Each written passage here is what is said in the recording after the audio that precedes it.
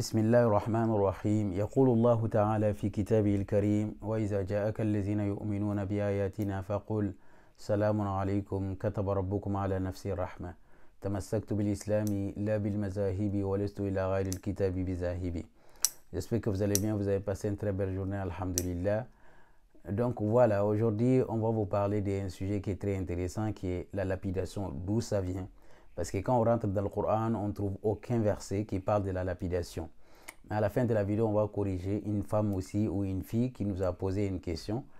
Et soi-disant, les gens qui disent, parce que j'ai déjà fait une vidéo que nous sommes des noirs d'abord avant d'être musulmans. Il a dit, ceux qui disent que nous sommes des noirs avant d'être musulmans, qu'est-ce que si on rentre dans la tombe, qu'Allah va nous poser la question concernant notre voix ou la couleur des peaux. Ok, il n'y a pas de problème, on va te répondre. Mais avant cela, il faut savoir que Allah subhanahu wa ta'ala dit dans le Coran, Surat 17, verset 12, nous avons expliqué toutes choses d'une manière détaillée dans le Coran. Mais les sunnites, ils ont dit que la lapidation, le verset de la lapidation, et ils vont appliquer parce que ça existait dans le Coran, mais malheureusement, ça a été mangé par un chèvre. Par un chèvre, Jafar, tu dis, est-ce que tu as des preuves là-dessus? Donc, on va regarder ce hadith-là, Ibn Majah, 1944. Ibn Majah, 1944, nous dit que Aïcha, après la mort du prophète, il y a un chèvre qui est rentré dans la maison d'Aïcha et a bouffé le verset de la lapidation.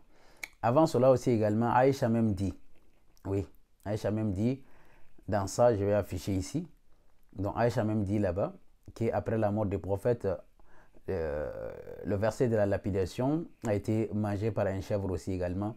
Donc vous voyez, une créature vient manger le livre d'un créateur. Donc où est le respect? Quand il dit ça à quelqu'un qui n'est pas musulman, qu'est-ce qu'il va penser? Votre livre là-bas a été mangé par un chèvre. Est-ce que ça veut dire que votre livre n'est pas complet?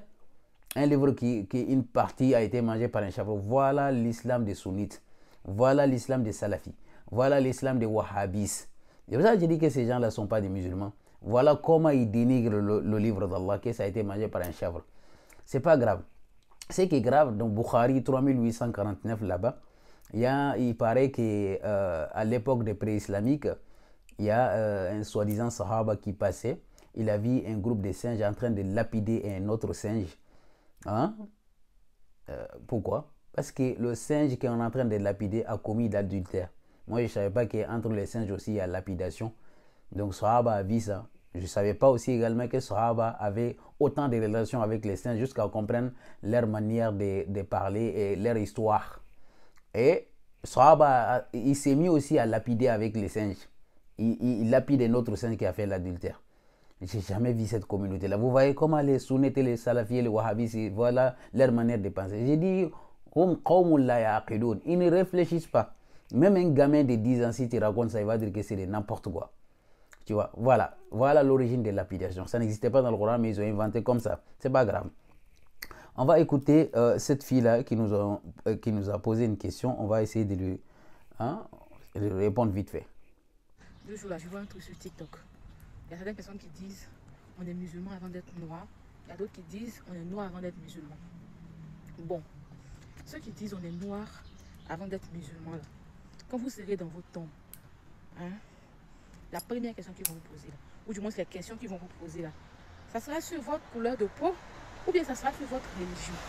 Moi perso, je suis musulmane avant d'être noire. C'est vrai que je ne cautionne pas.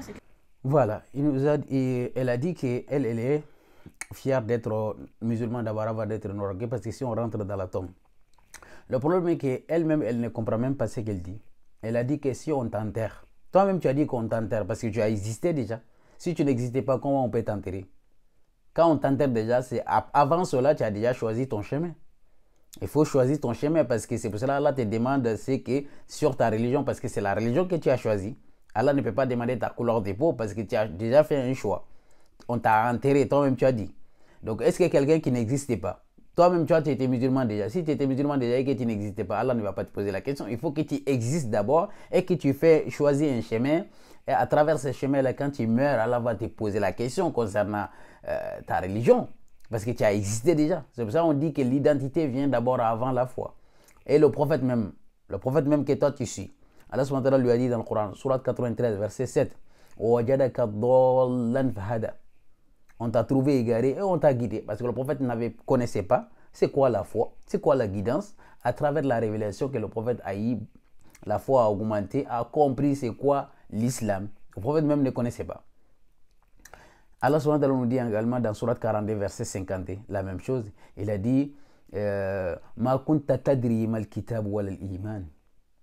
Tu n'avais aucune connaissance de l'écriture, qui est le livre que tu as maintenant. Tu n'avais aucune connaissance là-dessus.